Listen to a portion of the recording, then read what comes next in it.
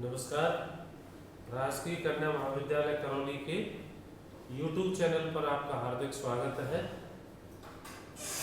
ये part first में हिंदी साहित्य का इतिहास आपको बताया था। हिंदी साहित्य के इतिहास को हम 4 भागों में बांटते हैं। आदिकाल 1050 से 1375 तक, भक्तिकाल 1375 से 1700 तक, रीतिकाल 1700 से 1900 तक और आधुनिक काल 1900 से अब तक। अब आपके हिंदी साहित्य का जो भक्ति काल है, जिसे हम स्वर्णयुग के नाम से जानते हैं, भक्ति काल, स्वर्णयुग। भक्ति काल में भी 2 प्रमुख काव्य धाराएं थी, निर्गुण और दूसरी थी सगुण। निर्गुण में भी 2 प्रकार की थी, संत काव्य,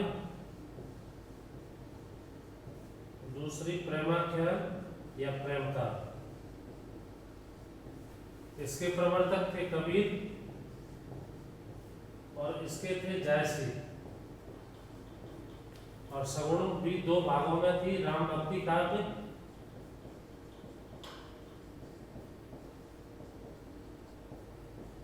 और कृष्ण भक्ति काव्य।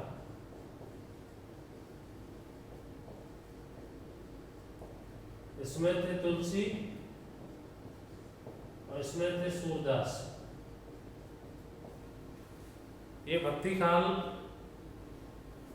को हम हिंदी साहित्य का स्वर्णयुग कहते हैं। भक्ति काल का समय 1375 से 1700 ईस्वी तक है। भक्ति काल में 2 प्रमुख काव्य धाराएं थी, निर्गुण, ईश्वर की निराकार रूप में जिन लोगों ने पूजा की है। निर्गुण काव्य धारा के जितने भी कवि थे वो मूर्ति पूजा के विरोधी थे। मूर्ति पूजा समाज में जो रूढ़ियां थी, आडंबर थे, उन पर उन्होंने अपनी लेखनी चलाई है। निर्गुण काव्य धारा में 2 थी, संत काव्य, जिसे हम ज्ञानाश्रयी काव्य धारा कहते हैं, जिसके प्रवर्तक कबीर माने जाते हैं। और आचार्य हजारी प्रसाद द्विवेदी ने कबीर के बारे में लिखा है कि कबीर भाषा के डिक्टेटर है। कबीर ने किसी स्कूल में शिक्षा ग्रहण नहीं की थी, लेकिन कबीर की लेखनी जहां जहां चलती गई है, उनकी भाषा तो उसके पीछे पीछे चलती गई है। कबीर भाषा का डिक्टेटर कहते हैं। डिक्टेटर होता है तानाशाह। तो यहाँ कबीर, ये हजारी प्रसाद द्विवेदी ने लिखा है। और कबीर की जो भाषा शैली है वो सदोखड़ी भाषा है।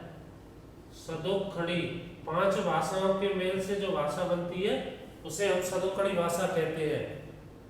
और इसमें संत काव्य की विशेषताएं, प्रेम काव्य, जिसके प्रवर्तक मलिक मोहम्मद जायसी माने जाते हैं।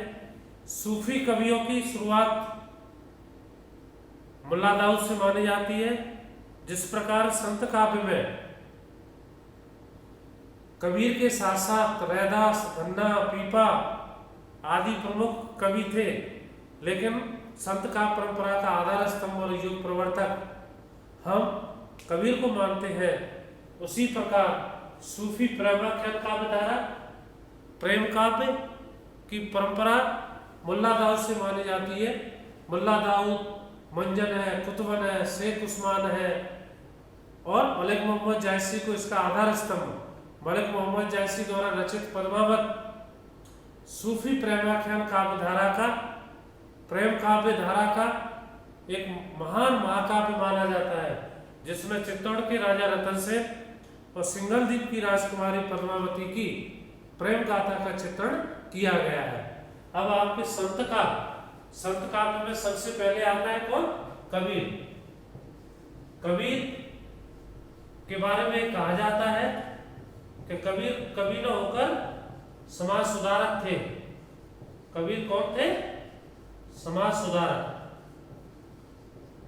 कबीर के बारे में कहा जाता है कि कबीर ने किसी स्कूल में शिक्षा ग्रहण नहीं की थी, लेकिन कबीर की लेखनी जहां जहां चलती गई है, भाषा उसके पीछे पीछे चलती चली जाती है। और कबीर के जितने भी पद हैं वो 3 भागों में संपादित है, साखी, शबद और रोमैनी,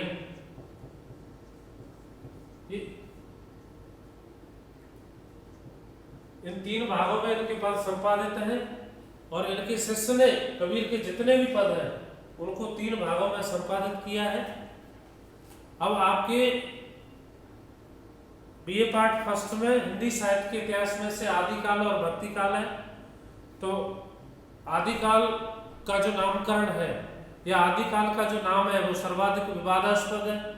हिंदी साहित्य के अनेक विद्वानों ने अपने अपने अनुसार हिंदी साहित्य का काल विभाजन किया है और उनका नामकरण किया है। तो हिंदी साहित्य का जो प्रथम काल है आदिकाल, वो नाम कैसे पड़ा, क्या कारण थे, इन सबको हम आदिकाल में समझना है। अब हिंदी साहित्य का दूसरा काल है भक्ति काल, जिसे हम स्वर्णयुग के नाम से जानते हैं। स्वर्णयुग उस काल का, जैसे विद्यार्थी जीवन पूरे मानव जीवन में स्वर्णयुग के नाम से जाना जाता है, ऐसे ही हिंदी साहित्य के चारों कालों में हम भक्ति काल को स्वर्णयुग कहते हैं। भक्ति काल में भी 2 निर्गुण और सगुण जो 4 प्रमुख कवि थे, कबीर, जायसी, तुलसीदास और सूरदास, इनकी रचनाएं न केवल भारतवर्ष में बल्कि विश्व की अनेक भाषाओं में अनुवाद हुआ है, अनुदित की गई है। और ये कवि काल के ग्रास तो बन गए, लेकिन इनके द्वारा जो साहित्य लिखा गया, इनके द्वारा जिस साहित्य की रचना की गई, वह साहित्य अजेय है, वह साहित्य कालजयी कृतियां हैं, वो कभी नहीं मर सकती है। जब तक ये मानव जाति रहेगी तब तक तुलसी के मानस, रामचरितमानस का, सूरदास के सूरसागर का, कबीर के साकी शब्द और रमैनी का ये महत्व बराबर रहेगा, बरकरार रहेगा। इसीलिए ये जो इनके द्वारा जो लिखा हुआ साहित्य है, इनके द्वारा जो लिखा हुआ काव्य है, वो कैसा काव्य है? अजय कृतियां हैं, कालजयी कृतियां हैं। इन्होंने समय पर विजय प्राप्त कर ली है। अब कबीर का के बारे में कहा जाता है, कबीर का जन्म 1456 ईस्वी में हुआ था और मृत्यु 1575 ईस्वी में मगहर, और ये हुआ था काशी, मगहर। और कबीर ने समाज में संप्रदायवाद, धार्मिक धर्मवाद और कबीर किसी मूर्ति के सख्त विरोधी थे। कबीर ने लिखा है, हिंदुओं को फटकारते हुए कबीर ने लिखा है कि पाहन पूजे हर मिले तो मैं पूजूं पहाड़, ताते तो चाकी भली पीस खाए संसार। अगर पत्थर की मूर्ति को पूजने से आपको भगवान मिलते हैं तो मैं बहुत बड़े पहाड़ को पूजने लग जाऊं। इससे ज़्यादा वो चक्की ज़्यादा भली है, जिस चक्की को चला करके लोग अपने पेट का पालन करते हैं। एक तरफ आपने देखा होगा मुसलमान लोगों को, जब वो नमाज पढ़ते हैं तो उनकी मस्जिद पर लाउड स्पीकर लगे रहते हैं, जोर जोर से चिल्लाते हैं अल्लाह अकबर। तो कबीर ने उनको फटकारते हुए क्या कहा कि काकर पाथर जोर के मस्जिद लई बनाए, तापर मुल्ला बांग दे बहरा हुआ खुदा।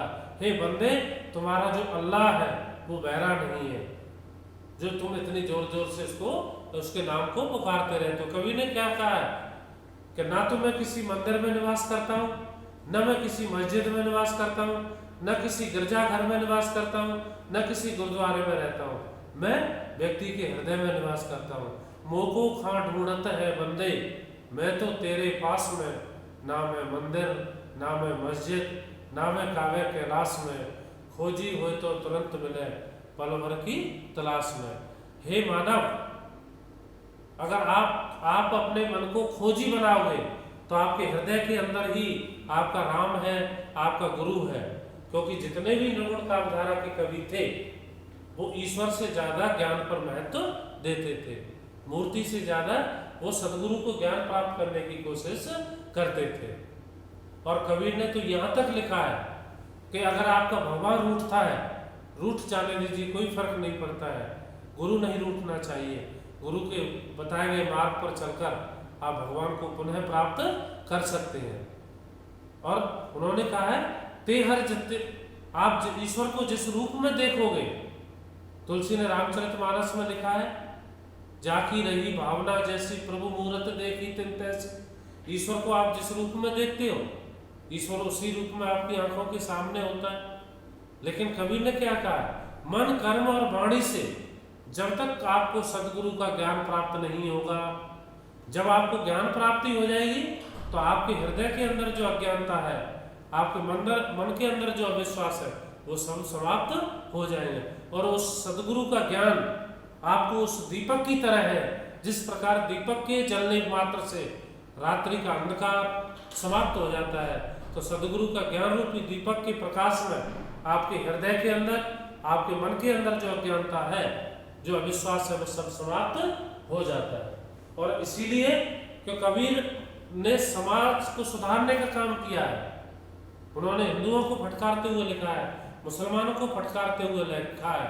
अब वो तो ये कहते हैं कि जिस प्रकार एक ही मिट्टी से एक कुम्हार सारे बर्तनों को भरता बनाता है, उसका निर्माण करता है, लेकिन जो बर्तन में उस आग की आभा में आग में तप गए वो तो सफल हो जाते हैं, लेकिन जिन्होंने संघर्ष नहीं किया, जिन्होंने सदगुरु का ज्ञान प्राप्त करने की कोशिश नहीं की, वो बर्तन या वो मानव वो इस जीवन के सामने हार मान जाते हैं।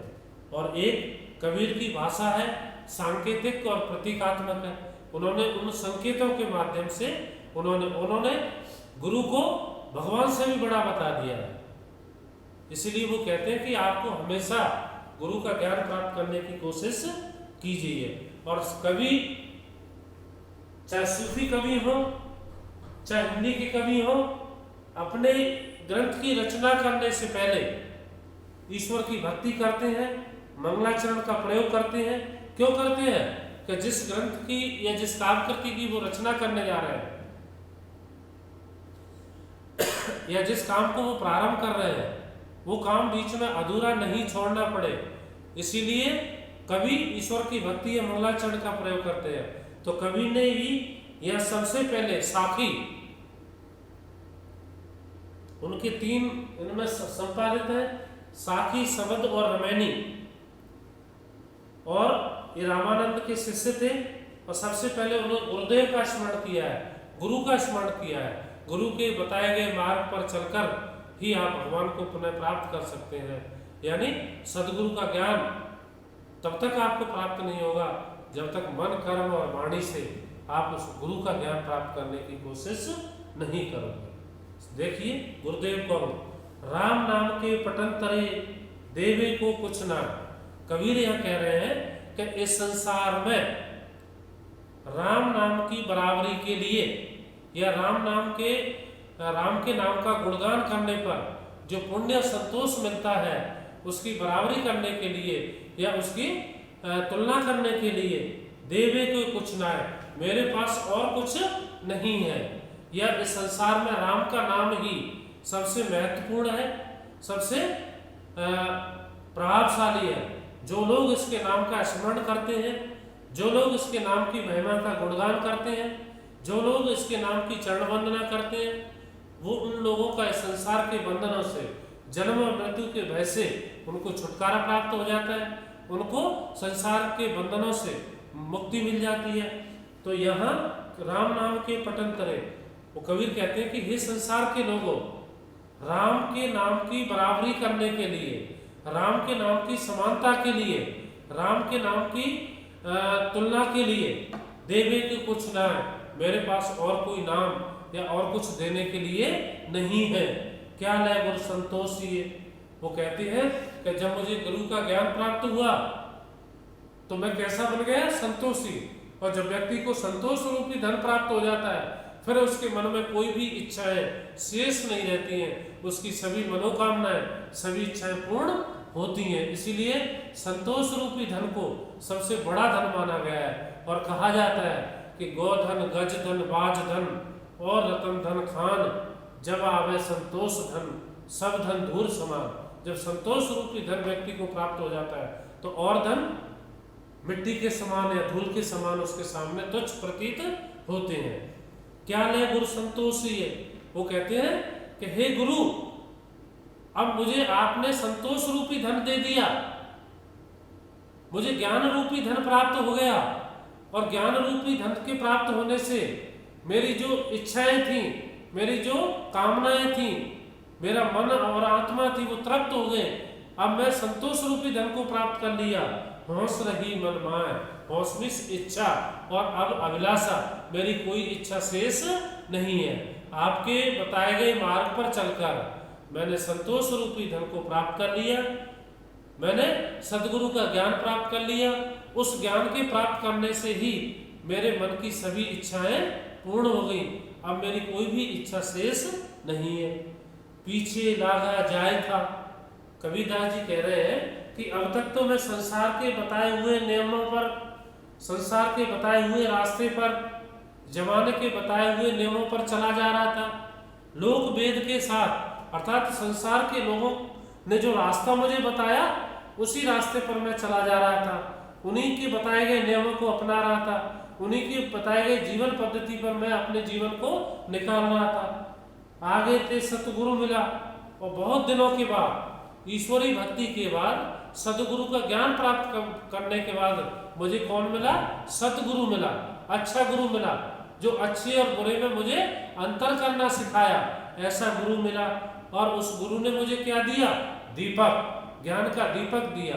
और जिस प्रकार आप घर में बैठे हो, कमरे में अंदर लाइट चली जाए, चारों तरफ अंधेरा छा जाता है, लेकिन जैसे ही आप मोमबत्ती या टॉर्च जलाते हो, वो मोमबत्ती या टॉर्च का प्रकाश रात्रि के अंधकार को समाप्त कर देता है।